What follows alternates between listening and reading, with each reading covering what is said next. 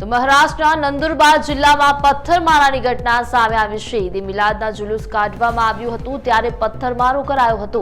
તો નંદુરબારના માલીવાડ વિસ્તારમાં બે જૂથ વચ્ચે પથ્થરમારાની ઘટના સામે આવી। સમગ્ર મામલો માલીવાડ વિસ્તારમાં માહોલ તંગ થતા પોલીસ પણ ઘટનાસ્થળે પહોંચી।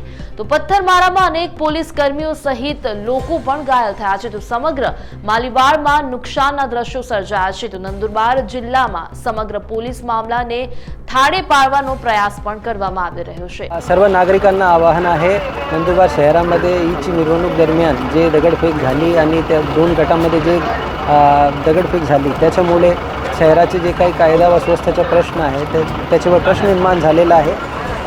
आता परिस्थिती शांतता आहे, पोलीस बंदोबस्त पूर्ण शहरामध्ये तैनात आहे आणि परिस्थिती कंट्रोलमध्ये आहे। सर्व नागरिकांना एकच आवाहन आहे, कुठल्याही परिस्थितीची आक्षेपार्ह व्हिडिओ आक्षेपार्ह अफवा पसरू नये आणि अफवाला बळी पडू नये। कोणी जर अफवा पसरवतील तर त्यांच्यावर कायदेशीर कारवाई सक्तपणे करण्यात येईल आणि या घटनेमध्ये जे काही जबाबदार आहे ते सर्वांना निष्पन्न करून त्यांच्या विरुद्ध कायदेशीर कारवाई करण्यात येईल।